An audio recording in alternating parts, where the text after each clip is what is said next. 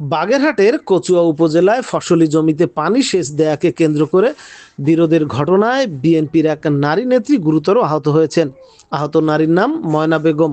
তিনি কচুয়া উপজেলার ধোপাখালী ইউনিয়নের বিএনপি নেত্রী হিসেবে পরিচিত। বর্তমানে কচুয়া উপজেলা স্বাস্থ্য কমপ্লেক্সে চিকিৎসাধীন রয়েছেন ওই নারী।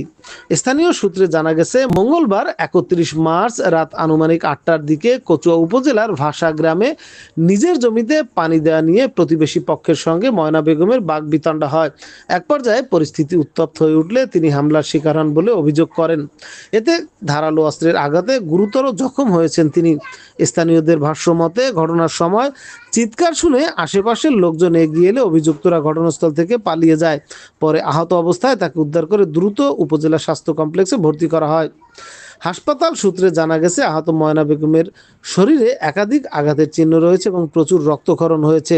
চিকিৎসকরা জানিয়েছেন তার অবস্থা আশঙ্কাজনক। এদিকে ঘটনার খবর পেয়ে কচুয়া থানা পুলিশ ঘটনাস্থল পরিদর্শন করেছে। কচুয়া থানার অফিসার ইনচার্জ মোহাম্মদ শফিকুল ইসলাম জানান, ভুক্তভোগী পরিবারের পক্ষ থেকে লিখিত অভিযোগ পেলে আইনানুগ ব্যবস্থা গ্রহণ করা হবে।